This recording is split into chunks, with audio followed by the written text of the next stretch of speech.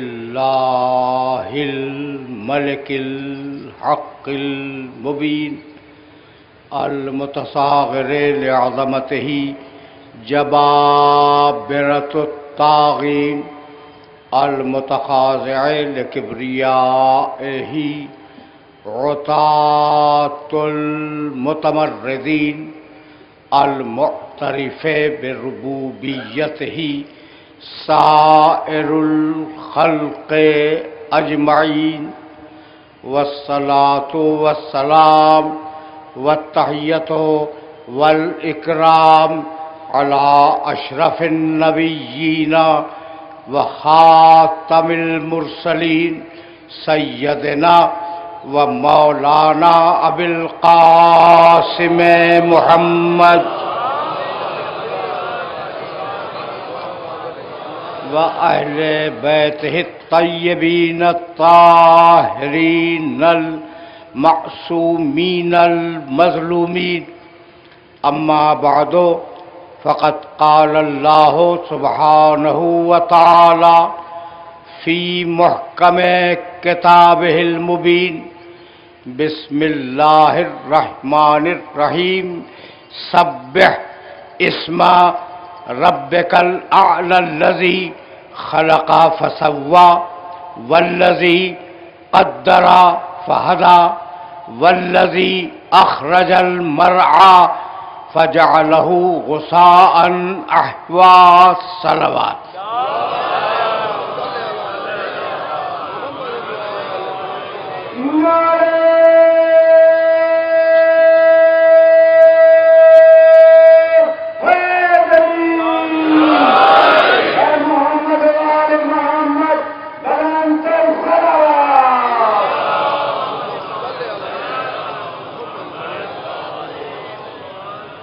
عزیزان محترم، ہم نے سبیل الہی کے عنوان سے جس سلسلہ گفتگو کا آغاز کیا تھا وہ سلسلہ گفتگو اپنے 5ویں مرحلے میں داخل ہو رہا ہے. ارشاد پروردگار ہے کہ حبیب سبح اسم ربک الاعلی، اپنے بلند ترین خدا کے نام کی تسبیح کرو. الذی خلق فسوى، یہ تمہارا رب اعلیٰ وہی ہے جس نے ساری کائنات کو خلق کیا اور اسے اس کی ضرورتوں کے مطابق عطا کیا. والذی قدر فہدى، اور ہر چیز کے لیے ایک تقدیر معین کی اور ہر چیز کی ہدایت کی. یہ تمہارا اللہ وہی ہے جو چارے کو پیدا کرتا ہے، پھل پھول سبزی نباتات چارہ. اخرج المرعى، اس نے چارہ پیدا کیا، فجعلہ غثاء احوا، اور اسے پھر بھوسے میں تبدیل کر دیا. یہ ہیں وہ آیات جن کے ذیل میں ہمارا سلسلہ گفتگو آگے بڑھ رہا ہے. عنوان ہے سبیل الہی. تو کہ بھائی آرام سے سننا، اس لیے کہ میں پہلے دن سے مسلسل یہ کہہ رہا ہوں کہ یہ تقریریں نہیں ہیں، یہ تھیسس ہے جو تمہیں کسی ایک مرحلے تک لے جائے گا. اور آپ نے یہ بھی فرمایا تھا کہ 2 دن بعد یاد دلانا ہجرت کا. ہاں، ہجرت کے بارے میں بھی کچھ نہ کچھ تو عرض کروں گا. اچھا کیا، لیکن اب تو اس وقت تو موضوع معین ہے، تو جب میں ہجرت کر کے اپنے گھر جاؤں گا تو پھر فون کر دیجیے گا.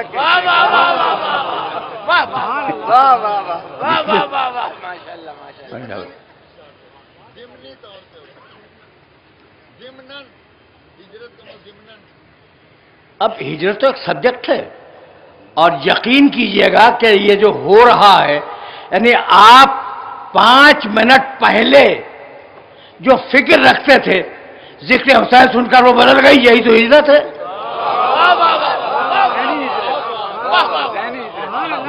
ذہن بدل رہا ہے. اچھا بھائی، تو اب ذرا سا تم میرے ساتھ ساتھ چلتے رہنا، اس لیے کہ میں نے عرض کیا کہ یہ تقریر نہیں ہے، تھیسس ہے. کائنات کے جتنے علماء گزرے ہیں علماء سے مراد مولوی نہیں، کائنات کو پڑھنے والے علماء،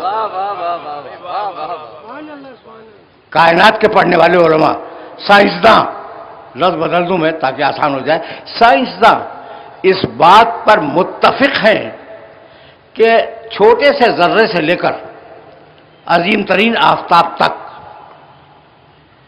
جو دنیا جاری و ساری ہے وہ ایک نظام کے تحت جاری ہے، اور اس نظام کا نام ہے تقدیر و ہدایت۔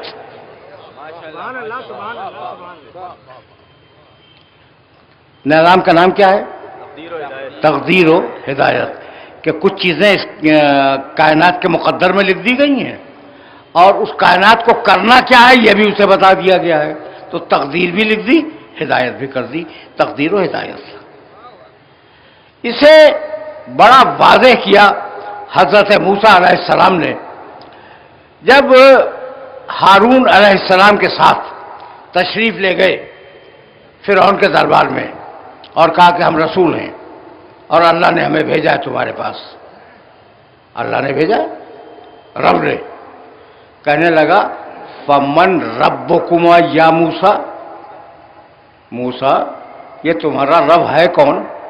اب موسیٰ نے جواب دیا ربنا الذی اعطی کل شیء خلقہ ثم ہدی، میرا رب وہ ہے جس نے ہر شے کو تخلیق عطا کی اور پھر اس کی ہدایت کر دی۔ آرام آرام سے سنتے رہیے گا۔ تخلیق، ہر شے کو اس کی تخلیق عطا کی اور پھر اس کی ہدایت کر دی، ہے نا؟ نہ معلوم سورج پتھروں پر کتنے کروڑ مرتبہ چمک چکا، لیکن ہیرا صرف ان شعاؤں کو جذب کرتا ہے جو اس کے لیے مفید ہے۔ ایسا ہے یا نہیں ہے؟ کسی اور شعاع کو جذب نہیں کرتا۔ جو کرنیں آ رہی نا سورج کی، ان کرنوں ہی سے ہیرا بنتا ہے، لیکن وہ ہر کرن کو قبول نہیں کرتا۔ وہ کرن جو اس کے لیے مفید ہے اس کے مزاج میں ہدایت کر دی، اس کے مزاج میں ہدایت ڈال دی۔ پودا جب اگے گا اوپر کی طرف جائے گا، اس کے مزاج میں ڈال دیا۔ یہ فطری ہدایت ہے جو پروردگار نے پوری کائنات کی۔ پانی ہمیشہ نشے میں بہے گا، اوپر کی طرف نہیں چڑھے گا، نشے میں بہے گا۔ یہ ایک ہدایت ہے جو پروردگار نے کر دی۔ زمین اپنے محور پہ گردش کرتی رہے گی، گھومتی رہے گی، اور اس میں ذرہ برابر بھی تفاوت نہیں ہوگا، اس کو ہدایت کر دی۔ مچھلی کا بچہ پیدا ہوتے ہی تیرنے لگا، اس کے مزاج میں ہدایت کر دی۔ سبحان اللہ، سبحان اللہ۔ تو ایک ہدایت ہے ساری مخلوقات کی، ہر مخلوق اس ہدایت میں شامل ہے۔ یہاں تک تو بات آ گئی۔ اب دوسری ہدایت، حصی ہدایت۔ حصی ہدایت کا مطلب جانتے ہو؟ حصی ہدایت کا مطلب یہ ہے کہ بھاگتا ہوا جانور اگر سامنے سے نہر آ جائے اس کے سامنے بھاگتے ہوئے، فوراً اس کے قدم رک جائیں گے۔ کود کیوں نہیں جاتا؟ ڈوب جائے؟ نہیں، اسے فطرت بتلا رہی ہے، اس کی حس بتلا رہی ہے کہ مجھے یہاں رک جانا چاہیے۔ ہرن نے درندے کو آتے ہوئے دیکھا اور ہرن کے ذہن میں ایک فارمولہ بنا کہ یہ درندہ مجھے کھا جائے گا، تو درندے سے بچنے کی فکر کرے گا۔ یہ ہے اس کی حصی ہدایت۔ سمجھ رہے ہو نا؟ یہ دو ہدایتیں ہو گئی جو جانور کی گئی۔ اب تیسری ہدایت بتلاؤں۔ دیکھو وقت ہمیشہ بہت کم ہوتا ہے میرے پاس، اور میں مجبور ہوتا ہوں کہ مصائب تفصیل سے نہیں پڑھ پاتا، یہ میری مجبوری ہے۔ لیکن اب اس مجبوری کو قبول کرو، اس لیے کہ دن ایسے ہیں کہ راتیں بڑی ہو رہی ہیں اور دن چھوٹے ہو رہے ہیں۔ تو فطری ہدایت تم نے دیکھ لی، مزاج میں جو ہدایت کی تم نے دیکھ لی، حص میں جو ہدایت رکھی وہ تم نے دیکھ لی، اور ایک موروثی ہدایت ہے جانور کی۔ موروثی ہدایت کیا ہے؟ کہ ماں باپ جو کھاتے تھے وہی کھاتا ہے. واہ واہ واہ واہ. اس نے غذا نہیں بدلی، جانور نے غذا نہیں بدلی. جہاں رہا کرتے تھے وہی رہتا ہے جانور. جہاں وہ سوتے جاگتے تھے وہی سوتا بھی ہے، وہی جاگتا بھی ہے. ٹھیک ہے نا؟ اس نے اپنے آپ کو تبدیل نہیں کیا، اپنے آباء و اجداد کے رہن سہن پہ قائم ہے. سبحان اللہ سبحان اللہ. یہ اس کی موروثی ہدایت ہے. اس کے برعکس انسان کا رہن بدلا، سہن بدلا، انسان کی معاشرت بدلی، انسان کی سوچ بدلی، انسان کی فکر بدلی. اب میں موضوع سے براہ راست متصل ہو گیا، اور یہی لانا تھا اپنے سارے سننے والوں کو. سوچ بدل گئی. کیوں بدلی؟ بھائی تم اپنے اجداد کی طرح غاروں میں کیوں نہیں رہتے؟ اس لیے کہ سوچ بدل گئی. سوچ کیوں بدلی؟ اس لیے کہ عقل ہے. تمہاری سوچ اس لیے بدلی کہ تمہارے اندر عقل پائی جاتی ہے، جانور میں عقل پائی نہیں جاتی. بھائی بہت توجہ رکھنا. تو عقل آتے ہی، جب انسان میں عقل آئی، عقل آتے ہی ایک مسئلہ پیدا ہوا کہ خواہش اور عقل کے تصادم سے کہیں ایسا نہ ہو کہ معاشرہ فاسد ہو جائے. اس لیے ایک ایسی ہدایت کی ضرورت تھی جو عقلوں کو کنٹرول کر سکے. آواز دی انا ہدینا السبیل اما شاکرم و اما کفورا. ہم نے اپنی سبیل کی طرف، اپنے راستے کی طرف خود ہدایت کی ہے. اب پہنچے. خشک تھی نا یہ گفتگو. ماشاءاللہ ماشاءاللہ. یہ چلو. اب ظاہر ہے کہ یہ میرے تھیسس کا جز ہے. تو اب انا ہدینا السبیل، ہم نے راستے کی ہدایت کر دی. ایک یہ سورہ دہر میں ہے. ان علینا للہدی، سورہ واللیل. ہدایت کی ذمہ داری میری ہے، کسی اور کی نہیں ہے. سورہ واللیل. اور سورہ بلد میں کہنے لگا الم نجعل لہ عینین، کیا ہم نے انسان کو دو آنکھیں نہیں دی؟ ولسانا وشفتین، اور بولنے کے لیے زبان اور ہونٹ نہیں دیے؟ وہ ہدیناہ النجدین، اور ہم نے انسان کو دونوں راستے بتلا دیے. جانوروں کو جو راستے بتلائے تھے وہ ایک ایک تھے. انسان کو جو بتلائے دونوں، یعنی خیر کا راستہ بھی بتلا دیا، شر کا راستہ بھی بتلا دیا. کیوں؟ اس لیے کہ انسان کا امتحان لینا تھا. انسان کا امتحان لینا تھا. اگر یہاں تک میرے ساتھ آ گئے اور میرے اس تھیسر کو قبول کر رہے ہو، تو اب یہاں میرے مولا امیر المومنین علیہ الصلوۃ والسلام کا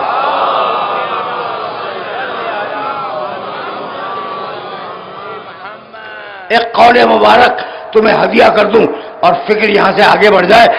یقیناً موضوع کے تقاضے کو پورا ہونا ہے اور بات کو ذرا مشکل بھی ہونا ہے، لیکن بہت زیادہ مشکل نہیں ہونا ہے.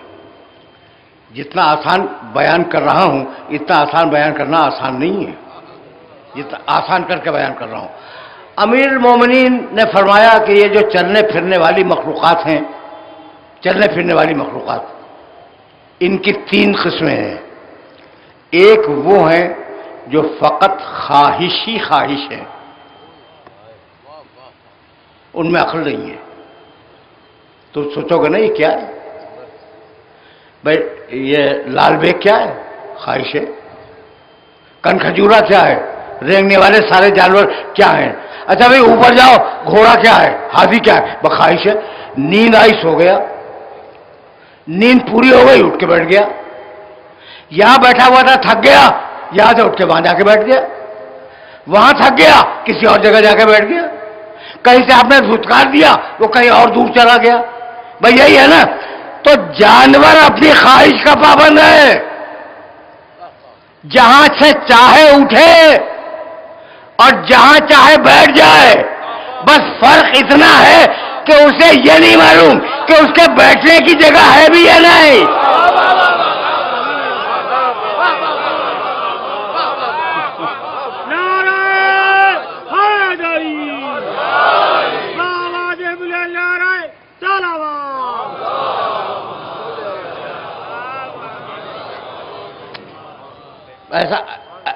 ایسا ہے نا؟ ٹھیک. اچھا تو امیر مومنین کیا فرماتے ہیں کہ ایک وہ مخلوق ہے جو فقط خواہش ہی خواہش ہے، جو جی میں آیا وہ کر دیا، وہ ہے حیوان. اور دوسری مخلوق ہے جس میں فقط عقل ہی عقل ہے، اور وہ ہے فرشتہ. کچھ نہیں سوائے عقل کے، کچھ نہیں ہے. نہ اس میں کوئی خواہش ہے، نہ کسی چیز کی طلب کرتا ہے، نہ کوئی تمنا ہے. کبھی اگر موقع ہوا تو بتاؤں گا وہ خلافت کی تمنا کیا تھی.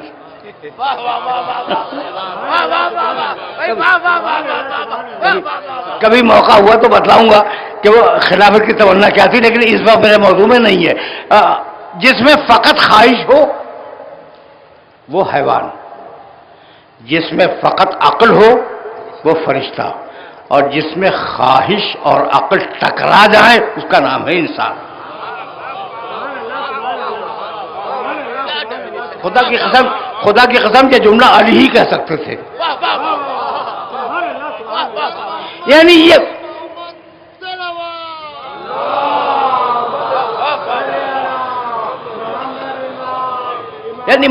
میں نے یہ جملہ کیوں کہا کہ یہ علی ہی کہہ سکتے تھے؟ اس لیے کہ یہ جملہ وہ کہہ سکتا ہے جو کائنات کی خلقت کا گواہ ہو.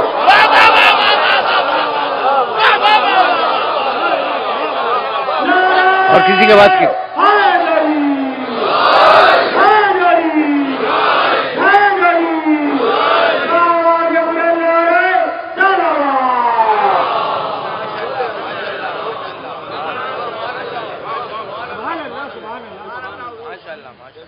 چلتے رہو، آرام سے چلتے رہو. ابھی تھوڑا سا وقت تو ہے نا. اچھا بھائی، جب تھوڑا سا وقت ہے تو ایک وہ مخلوق جو فقط خواہش ہی خواہش یعنی جانور، دوسری وہ مخلوق جو فقط عقل ہی عقل یعنی فرشتہ، تیسری وہ مخلوق جس میں عقل بھی ہے خواہش بھی ہے. ٹھیک ہے نا؟ وہ انسان. تو عقل اور خواہش کا تصادم ہے انسان میں. اب اگر انسان اپنی خواہش کو کچل دے تو فرشتہ زیادہ ہے، جانور کم.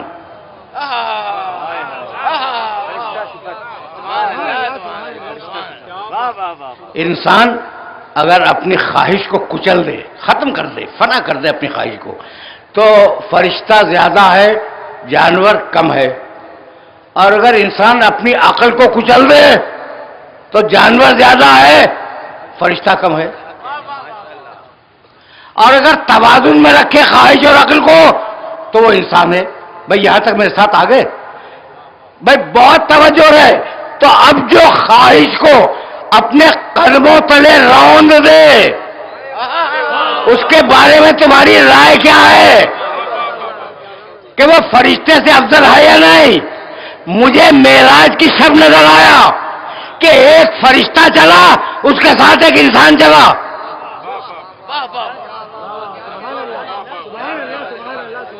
نہیں معلوم کہ میرے سننے والے پہنچ گئے یا نہیں پہنچ گئے. معراج کی رات کو جبریل آئے تھے لینے کے لیے، تو دونوں ساتھ جا رہے ہیں.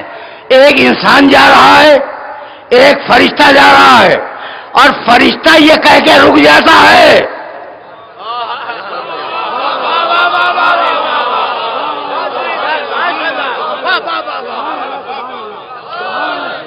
فرشتہ یہ کہہ کے رک جاتا ہے کہ یا رسول اللہ لو دنوت انمولتن لا احترقت، اگر ایک سرے انگشت بھی آگے بڑھ جاؤں تو میں جل جاؤں گا.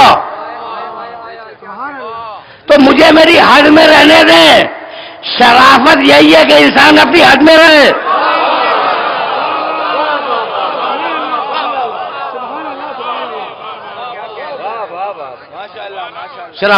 شرافت یہی ہے کہ انسان اپنی حد میں رہے. آگے جانا ہے اور بہت دور جانا ہے. اچھا رسول اللہ تکلفی فرما دیتے کہ جبریل آؤ میرے ساتھ کچھ نہیں ہوگا.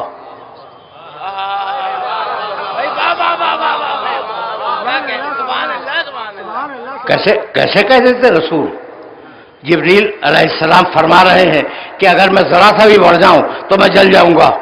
ساتھ ہے، سب ہوں گے مکے مدینے کے ساتھی.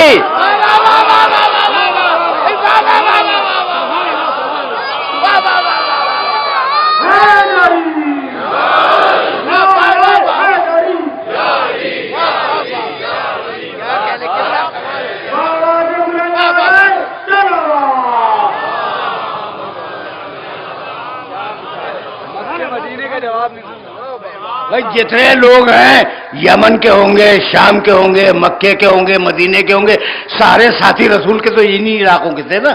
یہ ہے آسمانوں کا ساتھی، اور آسمانوں کا ساتھی یہ کہہ رہا کہ میں جل جاؤں گا. یعنی ساتھ ہونا جلنے سے نہیں بچایا کرتا.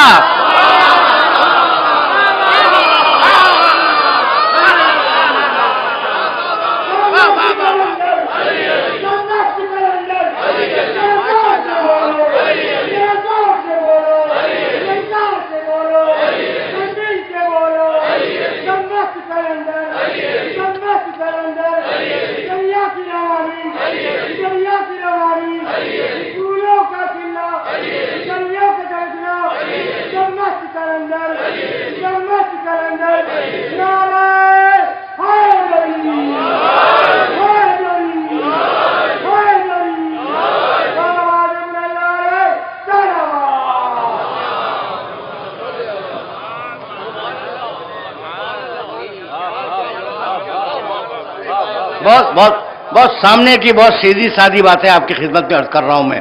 اچھا بھائی، تو اب انسان اگر اپنے نفس کو قابو میں کر لے تو فرشتے سے بہتر. یہ ہے تصادم جو انسان کے نفس میں اور عقل میں پایا جاتا ہے، جس کی وجہ سے ہدایت کی ضرورت ہوئی. ہم اپنے موضوع سے متصل ہیں نا. ہدایت کی ضرورت کیوں ہوئی؟ اس لیے کہ عقل میں اور نفس میں تصادم تھا. اب میں کیسے تمہاری خدمت میں ایک جملہ عرض کروں؟ بھائی تم تو جب میں توحید پہ بولنے لگتا ہوں تو پریشان ہو جاتے ہو، حالانکہ مسلسل توحید ہی پہ بول رہا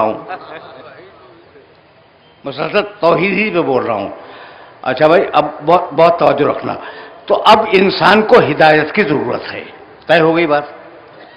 نفس اور عقل کی کشمکش کی وجہ سے انسان کو ہدایت کی ضرورت ہے. تم نے ایک بات غور کی، اب پھر ذرا سے اللہ کی تعریف سن لو. جو تمہارے علی کا بھی اللہ ہے،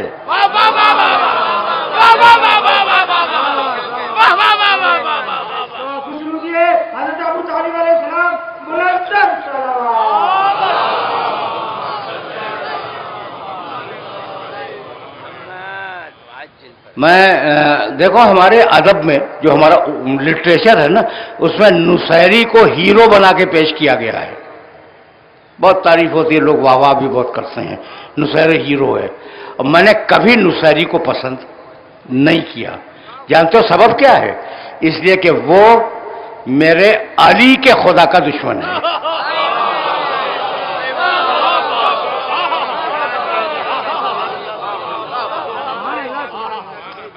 علی جسے سجدہ کر رہے ہیں وہ اس کا منکر ہے. ٹھیک ہے نا؟ تو میں کبھی پسند نہیں کرتا. اب اللہ کا کمال دیکھو، تمہارے سامنے یہ 5واں دن ہے بیان کرتے ہوئے کہ کیسا خالق ہے، کیسی تکوین ہے، کیسی تقدیر ہے، کیسی ہدایت ہے. تم دیکھ رہے ہو نا، ایک عجیب کمال اللہ کا دیکھو، اور وہ کمال اگر تم نے دیکھ لیا تو پھر ہدایت سمجھ میں آ جائے گی. دیکھو بھائی، تمہیں بھوک لگتی ہے، کھانا کھاتے ہو. جب تمہاری بات نہیں کر رہا ہوں، تمہارے باپ دادا آدم علیہ السلام، شیس علیہ السلام، ان کے زمانے سے بھوک شروع ہوئی. جب سے انسان ہے تب سے بھوک ہے. اچھا بھائی، اب میرے دوستو کبھی کوئی بات کا جواب بھی دے دیا کرو. جب سے انسان ہے تب سے بھوک ہے. بھوک کو مٹانے والا غلہ کب سے ہے؟ پہلے سے. تو بھوک بعد میں آئی، غلہ پہلے پیدا ہوا. یہ ہے تمہارا رحمان خدا. بھوک بعد میں آئی، غلہ پہلے پیدا ہوا. اچھا پیاس لگتی ہے تمہیں، پیاس بعد میں آئی، پانی پہلے پیدا ہوا. تمہیں سانس لینے کے لیے ہوا کی ضرورت تھی، ہوا پہلے آئی، تم بعد میں آئے، تم چلے جاؤ گے، ہوا رہ جائے گی. اس میں کوئی منطق فلسفہ تو نہیں ہے بھائی، بہت ہی سیدھی بات کر رہا ہوں نا میں. تو اب میں جملے کو پھر دوہرا دوں. غلہ پہلے آیا، تم بعد میں آئے، تم چلے جاؤ گے، غلہ رہ جائے گا. پانی پہلے آیا، تم بعد میں آئے، تم چلے جاؤ گے، پانی رہ جائے گا. تو ضرورت کی جو چیزیں ہیں وہ پہلے سے موجود ہیں، تمہارے آنے کے پہلے سے موجود ہیں. ٹھیک ہے نا؟ تمہیں ہوا کی ضرورت تھی، ہوا پہلے تھی، تم بعد میں آئے، ہوا رہ جائے گی، تم چلے جاؤ گے. اس اصول کو مان لیا. ہدایت سب سے بڑی ضرورت ہے. ہدایت انسان کی سب سے بڑی ضرورت ہے. تو ہادی پہلے ہوگا، تم بعد میں آؤ گے، تم چلے جاؤ گے، ہادی رہ جائے گا.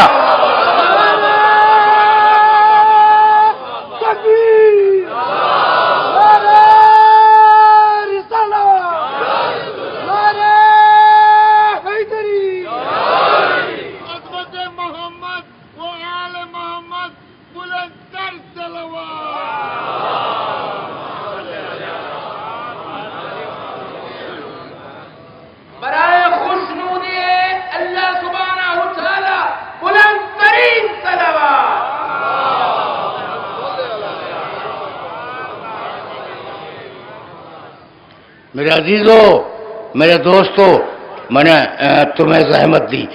یہی اس کا کرم ہے کہ اس نے جو پہلا انسان بھیجا اسی کو ہادی بنا کے بھیجا. اب دیکھو سبیل الہی استوار ہو رہی ہے اور دن کم ہوتے جا رہے ہیں.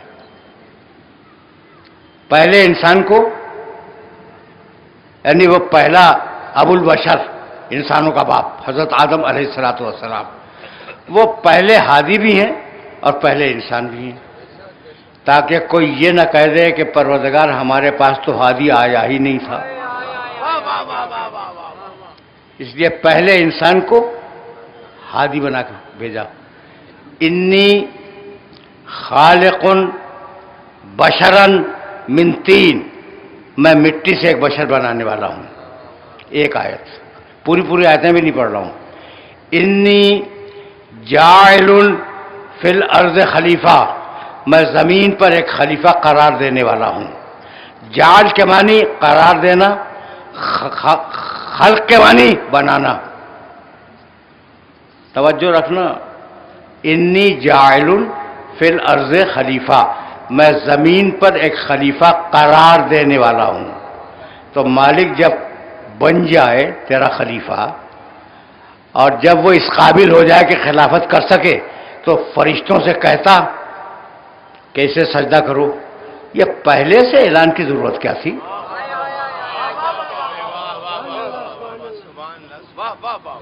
یہ سوال ہے. دیکھیں نا، اناؤنسمنٹ آدم علیہ السلام کی تخلیق سے ہزاروں سال پہلے یہ اناؤنسمنٹ کیا اللہ نے فرشتوں میں کہ انی جاعل فی الارض خلیفہ، میں زمین پر ایک خلیفہ قرار دینے والا ہوں.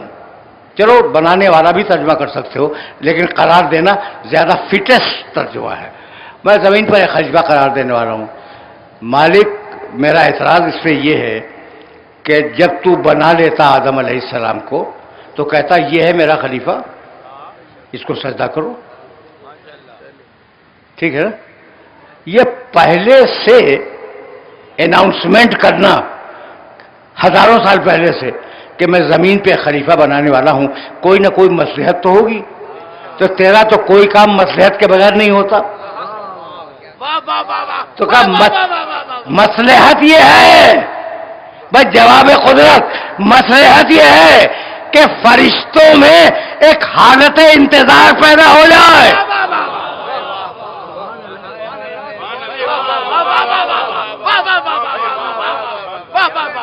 فرشتے انتظار کریں, فرشتے اس خلیفہ کا,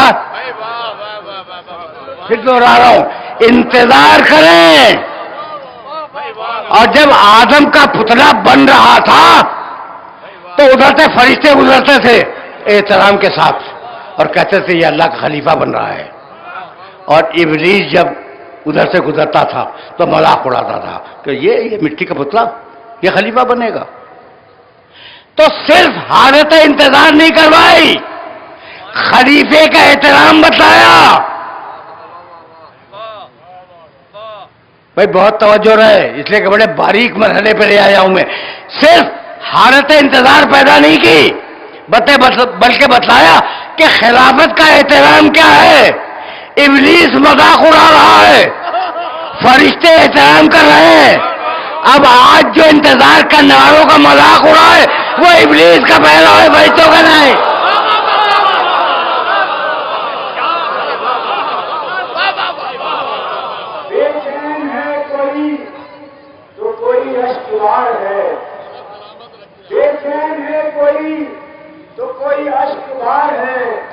جس کو بھی دیکھتا ہوں وہی بے قرار ہے.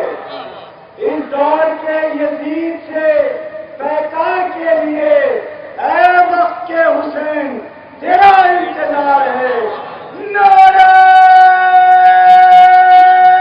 حیدری حیدری حیدری حیدری اور محمد والے محمد بلند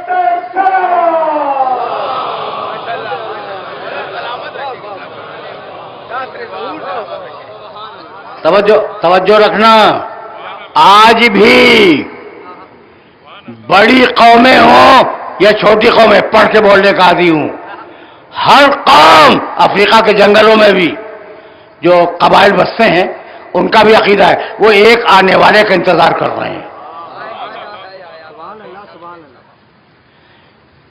یہودی اور عیسائی ایریا کا انتظار کر رہے ہیں کہ ایک آئے گا نجات دہندہ جو پوری انسانیت کو اس کی پرابلم سے نجات دلا دے گا.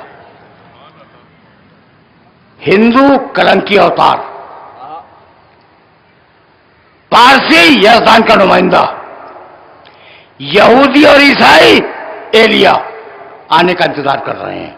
ٹھیک ہے نا؟ تو اور ہم بھی انتظار کر رہے ہیں, کر رہے ہیں نہیں کر رہے؟ اچھا بالکل غلط کر رہے ہیں.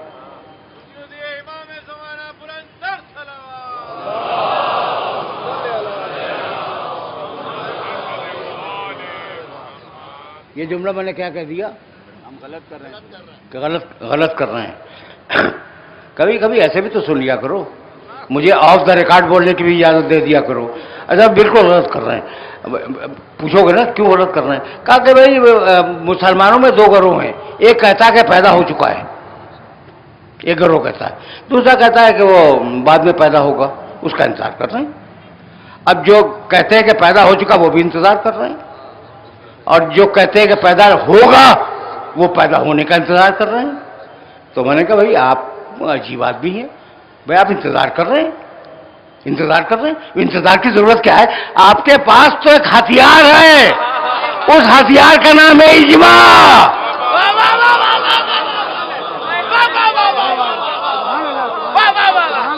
آپ کے پاس تو ایک ہتھیار ہے اور اس ہتھیار کا نام ہے اجماع. تو اجماع کر کے بنا لو.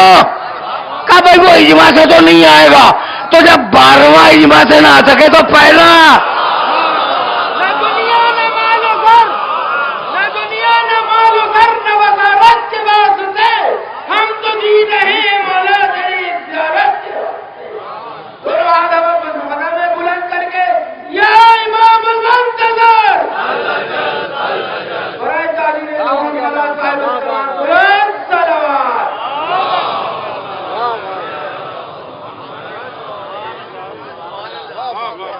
عجیب ہے, بنا لو بھائی اجماع کر کے. اچھا بھائی اب پھر واپس چلو, انی جاعل فی الارض خلیفہ. دامن وقت بہت تیزی کے ساتھ تنگ ہوتا چلا جا رہا ہے، اور مجھے ظاہر ہے کہ اذان مغرب کا خیال ہے. اذان مغرب سے قبل اس مجلس کو اختتام پذیر ہو جانا چاہیے، ٹھیک ہے نا؟ تو انی جاعل فی الارض خلیفہ، میں بنانے والا ہوں. اب ایک بات کہنے جا رہا ہوں، مجھے اپنے بیان پہ بھروسہ نہیں ہے، لیکن تمہارے فہم پر بھروسہ ہے کہ جو میں کہوں گا وہ سمجھ لو گے. اور بہت عجیب و غریب بات کہنے جا رہا ہوں میں. انی جاعل فی الارض خلیفہ، میں زمین پر ایک خلیفہ بنانے والا ہوں. کس کا؟ یہ نہیں ہے بھئی کس کا خلیفہ بنانے جا رہا ہے. اچھا، تو میں نے لغت اٹھایا، اور لغت اٹھانے کے بعد خلیفہ کے معنی دیکھے، تو خلیفہ کے پہلے معنی لکھے ہوئے تھے اولاد، جو خلف میں آئے. پہلے معنی کیا ہے؟ اولاد. خلیفہ کے معنی اولاد. تو میں زمین پر اولاد بنانے والا ہوں. بھئی آدم سے تو اولاد شروع ہوگی، تو یہ معنی تو فٹ ہی نہیں ہوتے بالکل ہی. اچھا، دوسرا معنی ہے بادشاہ. کل دو اترے ہیں، آدم اور حوا، ان میں بادشاہت کیا ہوگی؟ یہ معنی بھی غلط ہیں. اب تیسرے معنی بتاؤں؟ غلط وہ بھی ہے. خلیفہ کے معنی جانشین، کوئی چلا جائے تو اس کی جگہ پہ جو بیٹھے وہ جانشین. اللہ نے اپنی جگہ کب چھوڑی جو آپ کسی کو بٹھائیں گے؟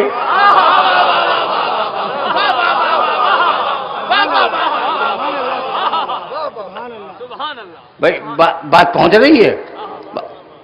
اللہ نے کبھی کوئی اپنی جگہ چھوڑی کہ جناب میں کچھ دیر کے لیے جا رہا ہوں آرام کرنے کے لیے، آپ تشریف رکھیں، وہ خلیفہ ہو جائے گا؟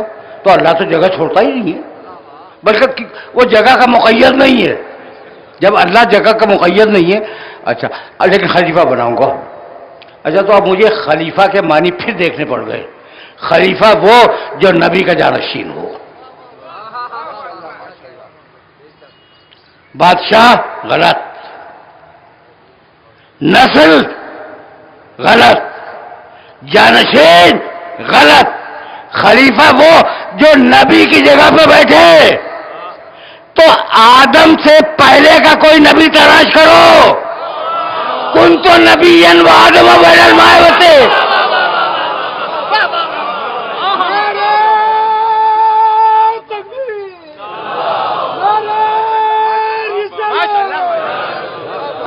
یہ کیا کر رہا ہے؟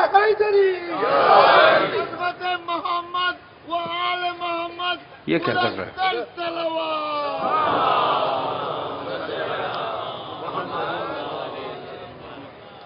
دامن وقت میں گنجائش نہیں ہے، اور میں چاہ رہا ہوں کہ سم اپ ہو جائے، بات جو ہے وہ سم اپ ہو جائے.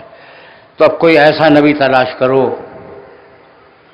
جو آدم سے پہلے موجود ہو. کنت نبیا وآدم بین الماء والطین. اب یہ کیسے ممکن ہے کہ محمد رسول اللہ کا تذکرہ ہو اور اس کے بھائی علی کا تذکرہ نہ ہو؟ کیسے یہ ممکن ہے؟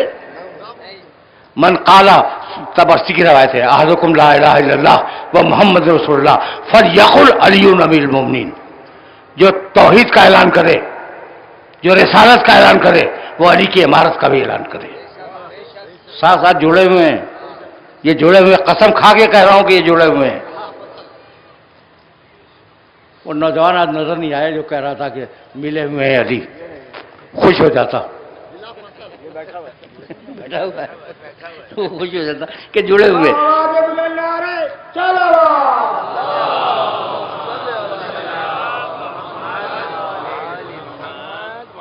نہیں، میرے پاس بہت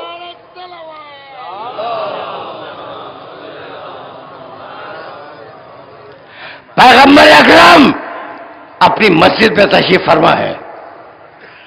توجہ رکھنا، واقعات بہت کم بیان کیا کرتا ہوں.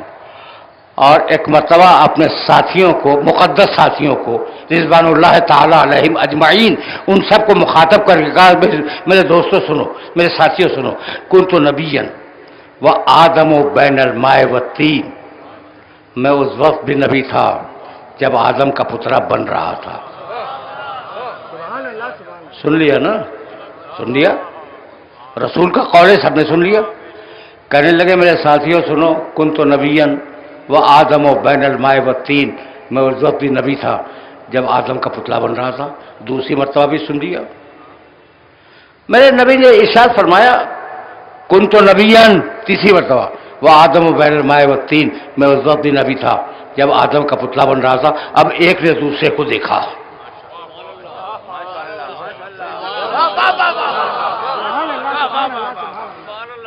کہ نبی اکرم ایک ہی جملہ دہرائے جا رہے ہیں، ایک نے دوسرے کو دیکھا، لیکن کسی نے اعتراض نہیں کیا،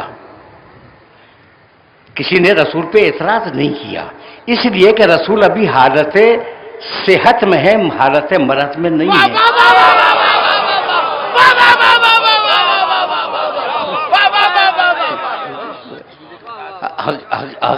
حقیقت یہی ہے، راوی کہتا ہے کہ رسول نے کئی مرتبہ یہ جملہ دہرایا، اور صحابہ کرام رضوان اللہ تعالی علیہم اجمعین وہ ایک دوسرے کو دیکھتے رہے۔ اتنے میں دروازے مسجد سے علی داخل ہوئے تو رسول کہہ رہے تھے کنت نبیًا و آدم و بین الماء والطین، میں اس وقت بھی نبی تھا کہ آدم آب و گل کے درمیان سفر کر رہے تھے۔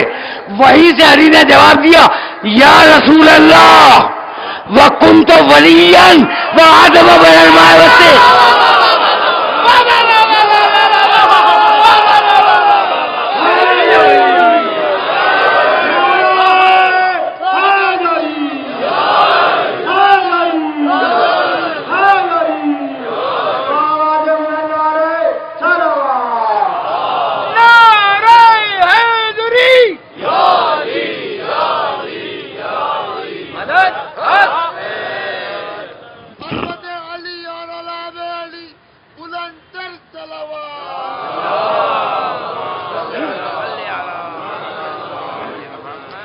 جہاں توحید وہاں نبوت، جہاں نبوت وہاں ولایت، ٹھیک ہے نا؟ لیکن اب میں گفتگو کو تلخیص دے دوں تاکہ مجھے آگے بڑھنے میں آسانی ہو جائے۔ گفتگو کی تلخیص یہ ہے، بھائی توجہ رکھنا اس لیے کہ میرے یہ جملے بزرگوں سے نہیں کہہ رہا ہوں، بزرگ نہ سنیں تو بہتر ہے۔ یہ جو پوری نوجوان نسل مجھے گھیرے ہوئے بیٹھی ہے نا، انہیں مخاطب کر رہا ہوں کہ استدلال لے کے جاؤ۔ انی جاعل فی الارض خلیفہ، کس نے کہا؟ اللہ نے۔ اب میں ترجمہ کرنے کا اختیار رکھتا ہوں۔ میں اللہ اپنے محمد کا خلیفہ بنانے والا ہوں۔ خلیفہ محمد کا بنانے والا اللہ۔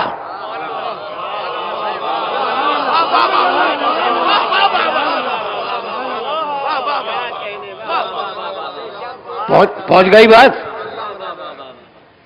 دیکھو بڑے نازک موڑ پہ لے آیا ہوں میں۔ خلیفہ محمد رسول اللہ کا بنانے والا اللہ۔ اب آیت پڑھوں، آیت تو مانو گے، لن تجد لسنت اللہ تبدیلا، اللہ کی سنت نہیں بدلتی۔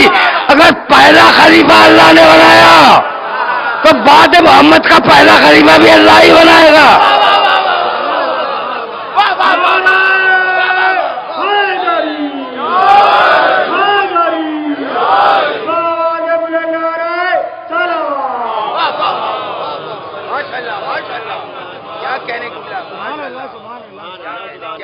میسج پہنچ گیا؟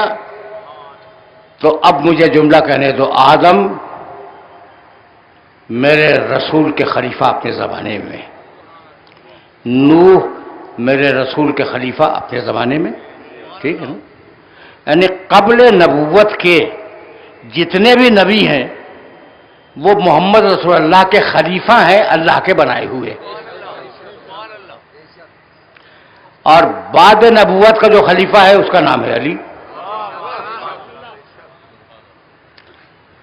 مجھ سے ڈیبیٹ نہ کرنا ورنہ گھنٹوں صرف ہو جائیں گے۔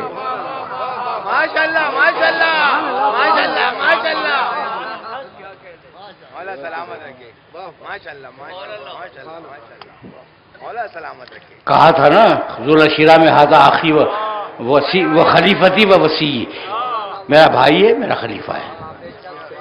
تو قبل بے توجہ رہے، تقریر تمام ہونے والی ہے. قبل نبوت کے جتنے انبیاء ہیں وہ میرے رسول کے خلیفہ، اور خلیفہ وہ جسے بنانے والا پہچانے. رسول آدم کو بھی پہچانتے ہیں، نوح کو بھی پہچانتے ہیں، پوری طرح پہچانتے ہیں. ابراہیم خلیفہ ہے نا بھائی، یہ بزرگ سارے انبیاء یہ کس کے خلیفہ ہیں بھائی؟ محمد رسول اللہ کے. تو محمد رسول اللہ آدم کو پہچانتے ہیں، نوح کو پہچانتے ہیں، ابراہیم کو پہچانتے ہیں، پوری طرح پہچانتے ہیں، پورا کمال کی حد تک پہچانتے ہیں کہ آدم کیسا ہے، نوح کیسا ہے، ابراہیم کیسا ہے، موسیٰ کیسا، عیسیٰ کیسا علیہ السلام، یہ بزرگ کیسے ہیں، سب کو پہچانتے ہیں. اور بعد نبوت کا خلیفہ علی، اسے بھی پہچانتے ہیں. تو علی کو بھی پہچانتے ہیں اور انبیاء کو بھی پہچانتے ہیں. تب انہیں کہنے کا حق ہے نا کہ من اراد ان ينظر الى آدم فی علمہ،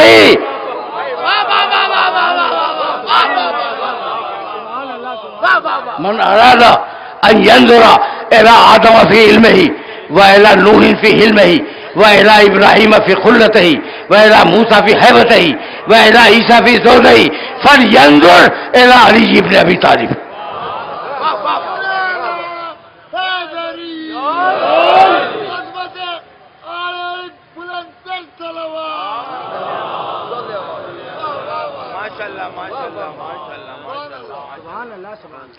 میرے عزیزو، میرے دوستو، میں نے زحمت دی لیکن روایت کا ترجمہ تو سنتے جاؤ.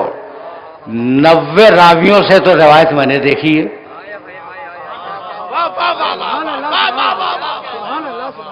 اور چونکہ ہم سب ایک سے حسن ظن رکھتے ہیں اس لیے سبھی سچے. جنہوں نے یہ روایت کی من اراد ان ينظر الى آدم فی علمہ، جو آدم کو آدم کے علم میں دیکھنا چاہے، وَإِلَى نُوحٍ فِي حِلْمِهِ، اور جو نوح کو نوح کے حلم میں دیکھنا چاہے، وَإِلَى إِبْرَاهِيمَ فِي خُلَّتِهِ، اور جو ابراہیم کو ابراہیم کی خلیلی میں دیکھنا چاہے، وَإِلَى مُوسَى فِي هَيْبَتِهِ، اور جو موسیٰ کو موسیٰ کی ہیبت میں دیکھنا چاہے، وَإِلَى عیسیٰ فِي زُهْدِهِ، اور جو عیسیٰ کو عیسیٰ کے زہد میں دیکھنا چاہے، فَلْيَنظُرْ إِلَى عَلِيِّ بْنِ أَبِي طالب، علی کے چہرے کو دیکھ لے.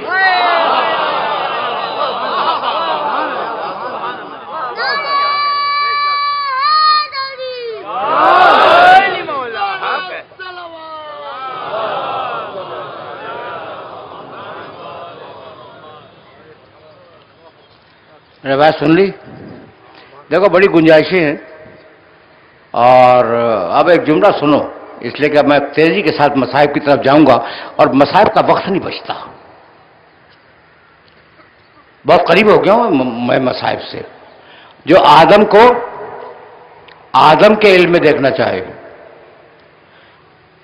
اردو تو خوب سمجھتے ہو، جو آدم کو آدم کے علم میں دیکھنا چاہے وہ علی کو دیکھے. یعنی اس کا پورا علم تو ہے اس کے پاس، اس کا کتنا ہے کچھ نہیں معلوم.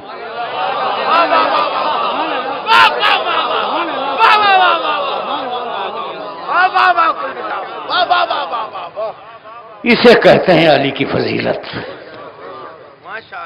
اسے کہتے ہیں علی کی فضیلت. جو نوح کو ان کے حلم میں دیکھنا چاہے، پورا حلم نوح علی کے پاس، ان کا حلم کتنا نہیں معلوم، کچھ نہیں معلوم. جو ابراہیم کی خلیلی میں ابراہیم کو دیکھنا چاہے اسے دیکھے. یہ کتنا بڑا خلیل ہے. روایت خاموش ہے، روایت خاموش، ٹھیک ہے نا. تو آدم کا علم ان کے پاس، نوح کا علم ان کے پاس، ابراہیم کی خلت ان کے پاس، موسیٰ کی ہیبت ان کے پاس، عیسیٰ کا زہد ان کے پاس. تو یا رسول اللہ ان سے تو ہو گئے بلند، علی ان سے تو ہو گئے بلند، اب کس کے قریب؟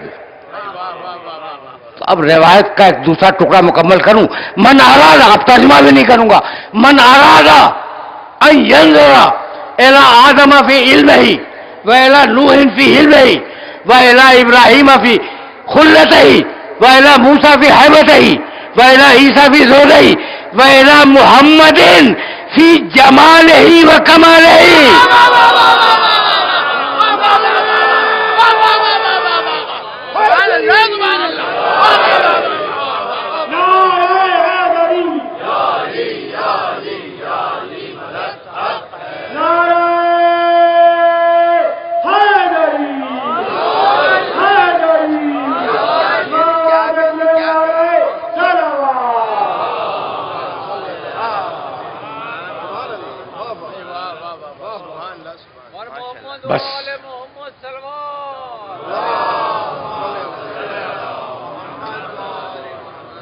بس میرے عزیزوں، میرے دوستوں، اب 2-3 دقیقے تو چاہیے نا مصائب کے لیے، تو اب مصائب تک جانے کے لیے ایک جملہ سنتے جاؤ اور وہ جملہ تمہیں پہنچا دے گا مصائب تک. وہ جانتے ہو جملہ کیا ہے؟ اچھا بھائی، جو آدم کو دیکھنا چاہے، آدم اصل ہیں، علی شبیہ ہیں، ایسا ہے یا نہیں؟ جو نو کو دیکھنا چاہے وہ علی کو دیکھ لے، نو اصل ہیں، علی اس کی شبیہ ہیں. جو ابراہیم کو دیکھنا چاہے، ابراہیم کو نہیں دیکھ سکتا، ابراہیم کے زمانے میں نہیں ہے، وہ علی کو دیکھ لے، ابراہیم اصل ہیں اور علی ان کی شبیہ ہیں. تو پیغمبر اکرم نے قیامت تک کے لیے اصول دے دیا کہ اگر اصل کی زیارت نہ کر سکو تو شبیہ کی زیارت کر لیا کرو.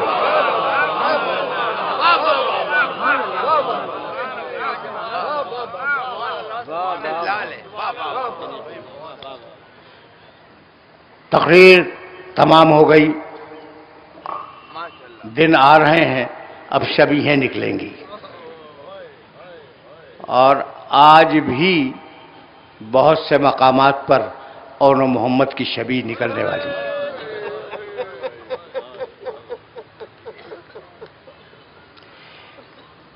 وقت نہیں ہے، میں کیا بیان کروں کیا نہ کروں، تو بس 2 جملے سن لو. جب طے ہو گیا، اچھا بھائی یہ اون محمد کو پہچانتے ہو؟ شہزادی زینب کے بیٹے، عبداللہ ابن جعفر طیار کے بیٹے. آخری جملہ سنو، آخری جملہ. جب طے ہو گیا کہ حسین جائیں گے، مدینے میں قیام نہیں کریں گے، تو شہزادی زینب حسین ہی کی یہاں زندگی گزار رہی تھی. آئیں عبداللہ کے گھر میں، اپنے شوہر کے گھر میں. عبداللہ لیٹے ہوئے تھے، چپ چاپ سرہانے آ کے بیٹھ گئیں. ایک ہی جملہ کہوں گا اور تقریر تمام ہو جائے گی. شہزادی زینب کو تو پہچانتے ہو نا؟ چپ چاپ خاموشی کے ساتھ اپنے شوہر عبداللہ کے سرانے آ کے بیٹھ گئیں. جب بہت دیر گزر گئی تو عبداللہ نے سر اٹھایا، کہا شہزادی میرے لیے کوئی حکم ہے؟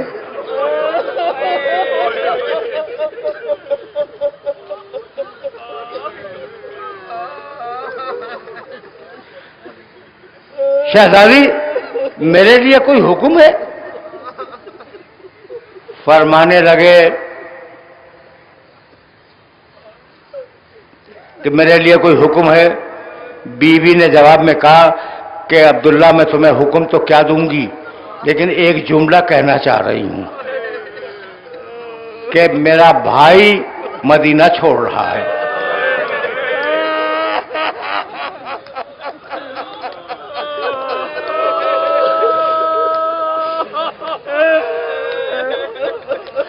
اور میں اپنے بھائی کو چھوڑ نہیں سکتی. عبداللہ اگر تم نے مجھے بھائی کے ساتھ اجازت نہ دی جانے کی تو جانتے ہو کیا ہوگا؟ ہاتھ جوڑ لیے. کہا بیوی کیا ہوگا؟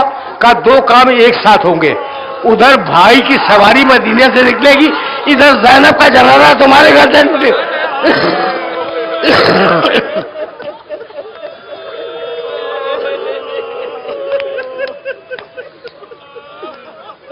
تم نے گریہ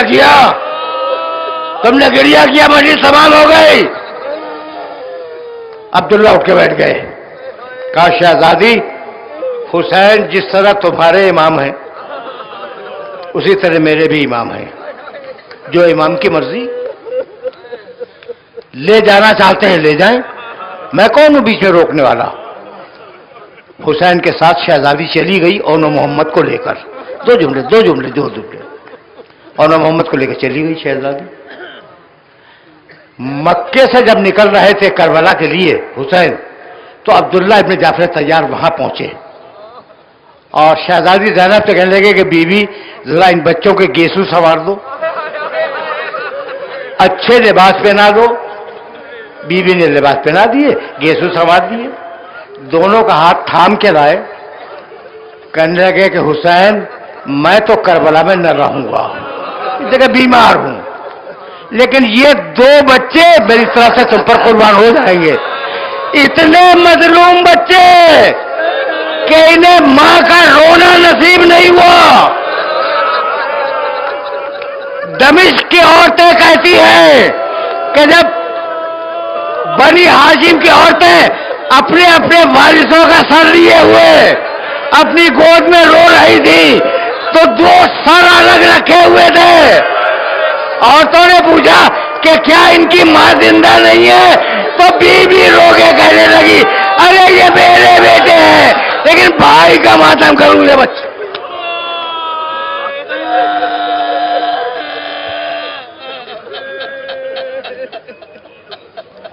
وَسَيَعْلَمُ الَّذِينَ ظَلَمُوا أَيَّ مُنْقَلَبٍ يَنْقَلِبُونَ رَبَّنَا تَقَبَّلْ مِنَّا إِنَّكَ أَنْتَ